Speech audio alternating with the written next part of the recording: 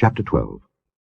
And it came to pass, when Rehoboam had established the kingdom and had strengthened himself, he forsook the law of the Lord, and all Israel with him.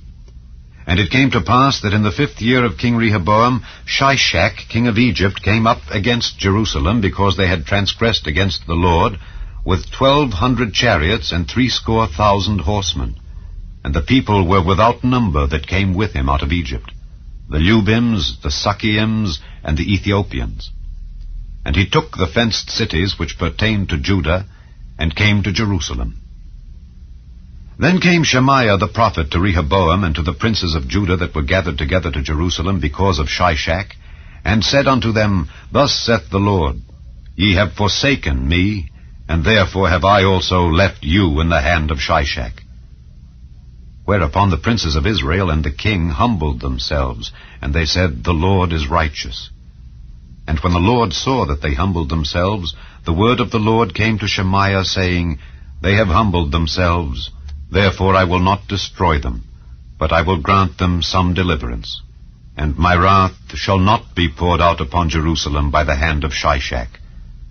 Nevertheless, they shall be his servants, that they may know my service and the service of the kingdoms of the countries. So Shishak king of Egypt came up against Jerusalem, and took away the treasures of the house of the Lord, and the treasures of the king's house. He took all. He carried away also the shields of gold which Solomon had made, instead of which King Rehoboam made shields of brass, and committed them to the hands of the chief of the guard that kept the entrance of the king's house. And when the king entered into the house of the Lord, the guard came and fetched them, and brought them again into the guard chamber.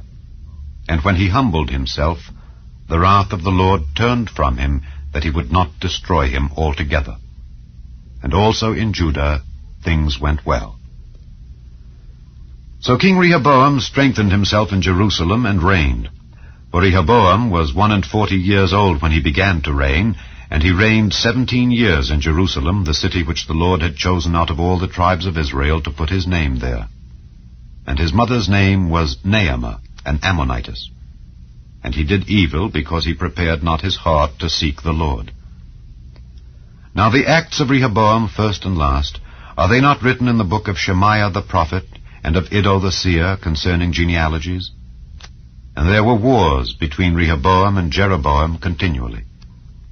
And Rehoboam slept with his fathers, and was buried in the city of David, and Abijah his son reigned in his stead.